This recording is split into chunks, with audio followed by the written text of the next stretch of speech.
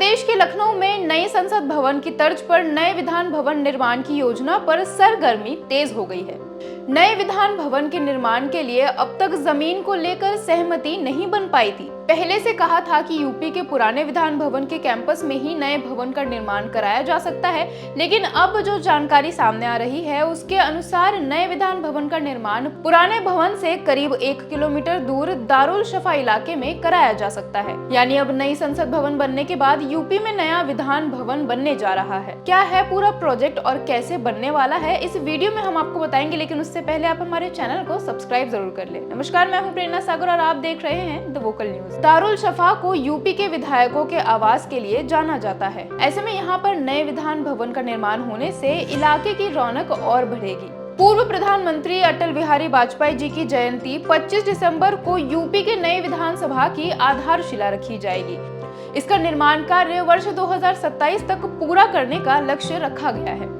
योगी सरकार वर्तमान विधानसभा का कम से कम एक सत्र नए विधान भवन में आयोजित कराने की योजना पर काम कर रही है। इस योजना पर टोटल 3000 करोड़ रुपए खर्च आने का अनुभव जताया गया है। आपको बता दें कि 3 मार्च को नए विधान भवन की घोषणा हुई थी। यूपी विधानसभा में अध्यक्ष सतीश महाना की ओर से इस साल 3 मार्च को नए विधान भवन के निर्माण की योजना की घोषणा की गई थी। उन्होंने कहा था कि 18वीं विधानसभा के सदस्यों को नई विधानसभा में बैठने का मौका मिलेगा। हजरतगंज इलाके में निर्मित पुराने विधान भवन में जगह की कमी का मामला लगातार उठता रहा है। ये भवन काफी पुराना हो चुका है। बढ़ती जरूरतों को यहाँ पर पूरा किया जाना संभव नहीं हो रहा है। जिस प्रकार से राष्ट्रीय स्तर पर 2026 से 27 में नया परिसीमन की चर्चा चल रही है, इसके बाद लोकसभा और राज्यसभा की सदस्यों की संख्या में इजाफा होगा। कुछ इसी तर्ज पर विधानसभा सदस्यों की संख्या में भी इजाफा हो सकता है।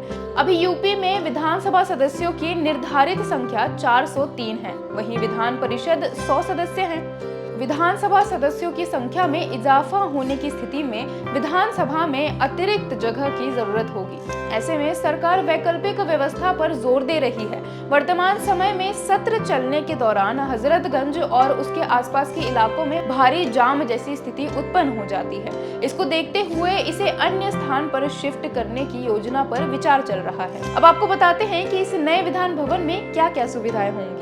यूपी का नया विधान भवन आधुनिक सुविधाओं से लैस होगा। नए विधान भवन में इको फ्रेंडली, भूकंपरोधी, फायर सेफ्टी से लैस बनाया जाएगा। विधानसभा और विधान परिषद को नए आकार में रखा जाएगा। इसके अलावा जॉइंट सेशन के लिए सेंट्रल हॉल जैसी व्यवस्था तैयार की जाएगी। इसके अलावा विधानसभा की समितियों के कार्यालयों का भी यही निर्माण होगा। विधायक और विधान परिषद के सदस्यों के बैठने के लिए विशेष इंतजाम होंगे। लेकिन नए विधान भवन में अवधि स्थापत्य कला के नमूने को जीवंत करने की तैयारी की जा रही है। ये तो हुई नए विधान भवन की जानकारी, लेकिन अब आपको मौजूदा विधान भवन के बारे में बताते हैं। यूपी के विधान भवन निर्माण की योजना वर्ष 1922 में बनाई गई थी। अंग्रेजी सरकार के governor sir Spencer Harcourt Buttler ने 15 दिसंबर 1992 को यूपी के विधान भवन की नींव रखी थी। इस प्रकार ये विधान भवन 100 साल से भी ज्यादा पुराना हो चुका है। इस भवन को बनने में 6 साल लगे थे। लखनऊ के हजरतगंज इलाके में बनकर तैयार हुए विधान भवन का उद्घाटन 21 फरवरी 1928 को किया गया था।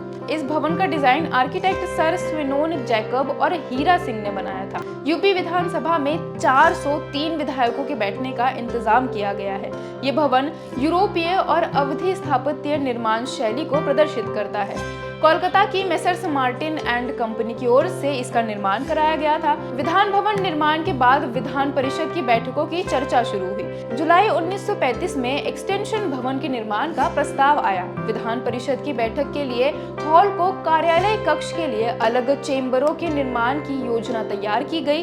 पीडब्ल्यूडी की ओर से नवंबर 1937 में इसके निर्माण कार्य को पूरा कराया गया। विधान परिषद में 100 सदस्यों के बैठने की व्यवस्था है। आपको बता दूं कि देश की संसद को चक्राकार डिजाइन में अंग्रेजों की ओर से तैयार कराया गया था। यूपी विधान भवन को आधे चक्र का आधार दिया गया। 2 मंजिले विधान भवन के निर्माण में मिर्जापुर के चुनार से लाए गए भूरे रंग के बलुआ पत्थरों के ब्लॉक का इस्तेमाल किया गया। इस आधे चक्र के आकार वाले विधान भवन के बीच में गोथिक शैली का गुंबद है।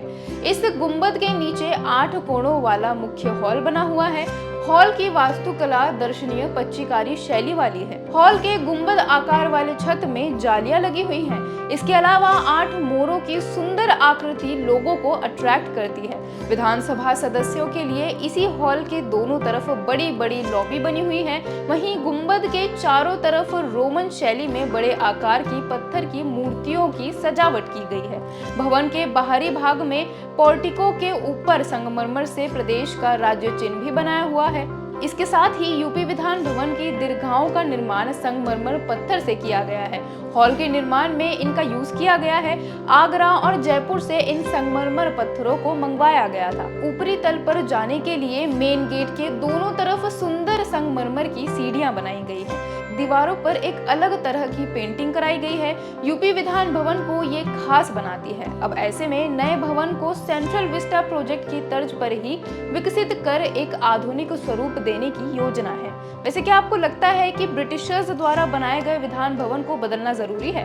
कमेंट में अपना ओपिनियन जरूर शेयर कीजिएगा और ऐसी ही वीडियोस के लिए हमारे चैनल को सब्सक्राइब जरूर करें और नोटिफिकेशन के लिए बेल आइकन पर भी क्लिक करें। साथ ही आप इस वीडियो को लाइक, शेयर और कमेंट भी करें। आप हमें फेसबुक, इंस्टाग्राम और ट्विटर पर भी फॉलो कर सकते हैं। इसी के साथ डेली खबरों के लिए हमारी वेबसाइट thevocalnews.com को भी विजिट कर सकते हैं।